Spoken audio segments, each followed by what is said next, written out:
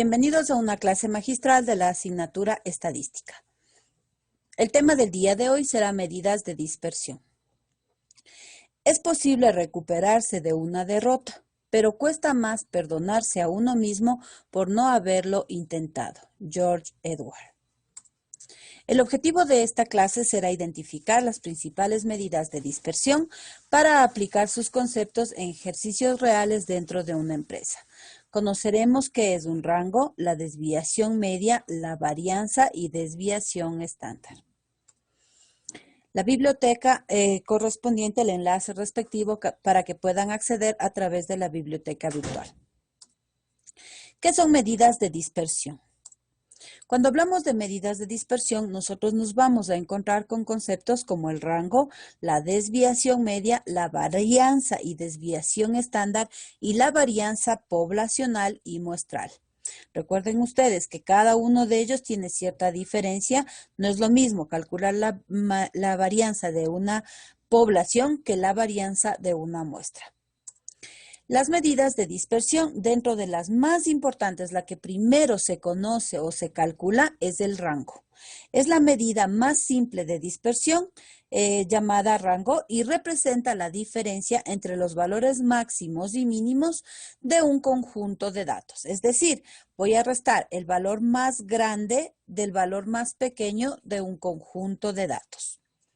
Si ustedes observan esa gráfica que aparece ahí, puedo poner a comparar cuál es el rango que existe entre una empresa llamado Baton Rouge y la otra llamado Tucson. Si ustedes observan, los datos están mucho más apegaditos y tienen una forma de campana en el primer caso. Y acá existen datos con una mayor cantidad de dispersión, están mucho más alejados. Mientras más cercano o más apegaditos estén los datos, mayor precisión de la información podría ofrecerme. Si la dispersión es muy extensa, yo podría tener ahí una variación en cuanto al resultado. El rango de la producción por hora de monitores de computadoras en la pantalla de Baton Rouge es de 4, el cual se determina por la diferencia entre la producción máxima por hora de 52 menos este 48 que aparece acá. El rango entre estos dos valores es igual a 4. Pero en cambio, el rango entre estos dos de abajo, entre el 60 y el 40, existe de diferencia 20. Por lo tanto, es mucho más amplio el rango, por lo tanto, los datos se hacen mucho más dispersos.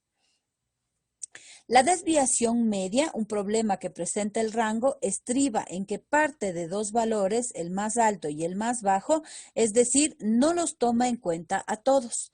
La desviación media sí lo hace, mide la cantidad media respecto de la cual los valores de una población o muestra varían. Expresando en forma de definición sería que la desviación media es la media aritmética de los valores absolutos de la desviación con respecto a la media aritmética. En otras palabras, la fórmula con la que voy a trabajar es dm. dm va a ser igual a la sumatoria de cada valor de x restado su media y dividido para n. Lógicamente, al tener x barra, estoy hablando de una media muestral. Es por eso que n es el tamaño de la muestra. Todos estos valores en absoluto significa que trabajaré pues con valores positivos. En el siguiente ejemplo, me presenta una tabla en donde aparece el número de capuchinos que se vendieron en un local de Starbucks de los aeropuertos de Orange County y de Ontario, entre las 4 y las 5 de la tarde de una muestra de 5 días el mes pasado. Si ustedes comparan tanto los datos de Orange como los de Ontario, prácticamente son iguales, varían un poquito. Sin embargo, me pide que calcule la media, la mediana, el rango y la desviación media de cada uno de los locales para comparar las similitudes y diferencias que existen entre cada uno de ellos. Al hacer esto, coloco los datos. Si calculo la media, me va a dar que en los dos casos la media es 50 y 50. Recuerden que la media se calculaba sumando todos los valores y dividiendo para 5, que sería el tamaño de la muestra. La mediana de cada uno de ellos, como ya están ordenados, el valor medio sería 50 y 50. Ahí lo tienen. Pero la única manera de poder diferenciarlos sería calcular el rango y luego verificar si es que existe o no una diferencia, caso contrario, calcular la desviación. Al hacer el cálculo del rango, coincide que los dos valores tienen como rango 60. Ahí viene la importancia de calcular la desviación.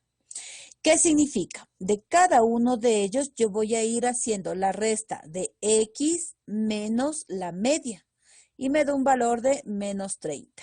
Como es un valor absoluto, se hace positivo en todo momento.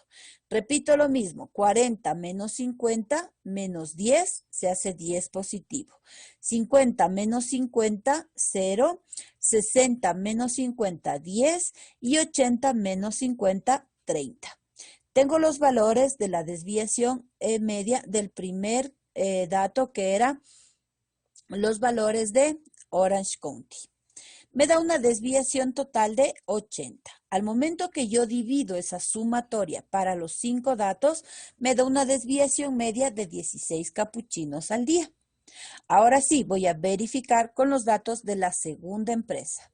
Repito el proceso, resto x menos la media y estos datos me da una sumatoria de 62. Divido para 5 y me da que es igual a 12.4. Ahora sí puedo ver una diferencia entre los dos conjuntos de datos que hace un momento no los podía diferenciar. ¿Cuál es la conclusión entonces? Que pese a que los dos tenían la misma media, la misma mediana y el mismo rango, no fue posible determinar con claridad qué tan cercanos estaban los datos o qué tan dispersos era cada uno de ellos.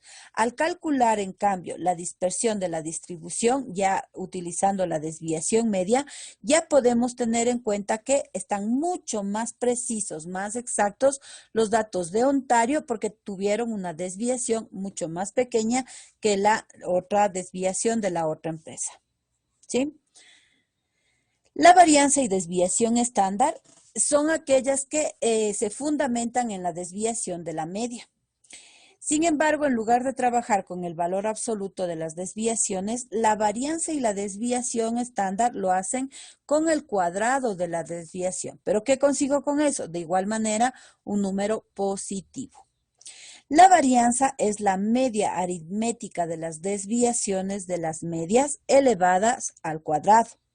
La varianza no es negativa y es 0 solo si todas las observaciones son las mismas. La desviación estándar, en cambio, es la raíz cuadrada de la varianza. Significa que para poder sacar desviación estándar bastaría con tener el cálculo de la varianza y a ese resultado sacarle su raíz cuadrada. La varianza de la población se determina de la siguiente manera. Tengo el valor de sigma elevado al cuadrado y esto es igual a la sumatoria de cada valor de x menos la media elevado al cuadrado dividido para n. Esto hace referencia a la varianza de la población. Por eso es que aparece mu y aparece n mayúscula. ¿Cuál es el proceso del cálculo? Primero comienzo por determinar la media. Calculo la diferencia entre cada observación y la media y elevo al cuadrado dicha diferencia. Sumo todas las diferencias elevadas al cuadrado y luego divido esa sumatoria para el número de elementos de la población. En este ejemplo me está dando valores, el número de multas de tránsito que se aplicaron el año pasado por mes en la Agencia Metropolitana de Tránsito. Me está dando los valores para cada uno de los meses, en enero 19, en febrero 17, hasta diciembre que se aplicaron 10 multas. Y me pide hallar la varianza de la población. Primerito tendremos que calcular la media para poder partir de eso. Calculo entonces. Coloco los datos por mes, las multas de cada mes y comienzo a hacer el cálculo primero de la media porque tengo que restarle de cada observación. La media será la sumatoria de estos 12 valores dividido para 12 y me da un valor de 29. Con este valor comienzo a sacar X menos la media y tengo estos datos, no importa si son negativos. Elevo al cuadrado cada uno de estos valores y por último sumo esos valores para tener la sumatoria de X menos mu al cuadrado. La varianza será igual entonces a esa sumatoria que me acaba de dar 1488 dividido para 12, que es el total de datos que estoy analizando. Y tengo una varianza de 124. El número de infracciones en ANT se encuentran más apiñado en torno a la media de 29.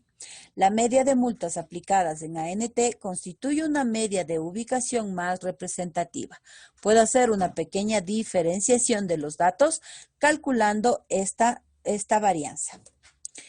La desviación estándar decíamos entonces que era simplemente sacar la raíz cuadrada de la varianza que acabo de calcular. Por lo tanto, si hago lo que aparecía hace un momento, la desviación estándar del ejercicio anterior será sacarle la raíz cuadrada a este 124 que aparece como mi varianza poblacional. En este año, la oficina de Filadelfia de PricewaterhouseCoopers contrató a 5 contadores que están haciendo prácticas. Los salarios mensuales iniciales de estos fueron 3.536, 3.173, 3.448, 3.121 y 3.622. Me pide calcular la media de la población, estime la varianza de la población, aproxime la desviación estándar de la población y me dice que la oficina de Pittsburgh contrató a 5 empleados que están haciendo prácticas. El salario mensual promedio fue de 3.500 y la desviación estándar de 250. Compare los dos grupos. Estos datos que me arroja el literal D los voy a comparar con los que yo obtenga en el primer ejercicio. Ya sabemos el proceso. Es necesario ordenar los datos cuando tengo que hacer una mediana, pero cuando es un cálculo de una media no es necesario ordenarlos, simplemente los sumo, divido para 5 y ya tengo mi media poblacional. Luego voy a sacar la varianza. Para hacer esto necesito ir restando cada uno de ellos menos la varianza que acabo de obtener, elevando al cuadrado estos valores. Tengo un total de 197.454, lo divido para 5 y me da una varianza de 39.490.8. La desviación estándar será sacar la raíz cuadrada de esta varianza y me da entonces una desviación de 198.72. En el literal D me pedía comparar los datos que acabo de obtener. Para hacer esto, pues, simplemente tendría que determinar. La media del primer grupo fue de 3.380. La media del segundo me dice que es 3.550. Pero la desviación estándar es de 250 en el segundo caso y de 198 en el primero. Significa que hay más variación en la oficina de Pittsburgh, ya que la desviación estándar es mayor. La media también es mayor en la oficina de Pittsburgh. Tengo maneras de ir comparando, de ir analizando los datos que van apareciendo para poder sacar una conclusión. ¿Sí? La varianza muestral es exactamente lo mismo que acabamos de hacer, pero la diferencia es que cuando yo trabajo con una media o varianza muestral, en este caso, el valor que voy a tener como denominador es un n-1. ¿Sí? Entonces, este valor de n-1 es lo que va a hacer que diferencie del otro cálculo anterior. Para este ejercicio, el S al cuadrado representa mi varianza muestral. El sigma al cuadrado era utilizado para la varianza poblacional. Aquí, por lo general, hay libros en donde aparece la media con el símbolo de mu. Pero si ustedes recuerden, cuando hablábamos de muestra, aquí en vez del mu aparecía el X barra. Cosas que debemos tener en cuenta cuando hacemos un cálculo de varianza, sea muestral o poblacional. Los salarios por hora de una muestra de empleados de medio tiempo de Home Depot son 12, 20, 16, 18 y 19.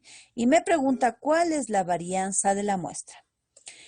Tomo los valores, aquí tengo cada uno de los salarios, comienzo a sacar, primero tengo que haber sacado la media para poder ir trabajando cada uno de ellos. El valor de esta media me va a dar entonces la suma de 12 más 20 más 16 más 18 más 19 me da 85. 85 dividido para estos 5 valores y ese resultado tendré que ir restando de cada uno de estos valores. ¿Sí? Para que me haya dado menos 5 en el primer caso, significa que mi media fue 17. 12 menos 17 me da menos 5. Elevo al cuadrado 25. Y así con cada uno de estos valores.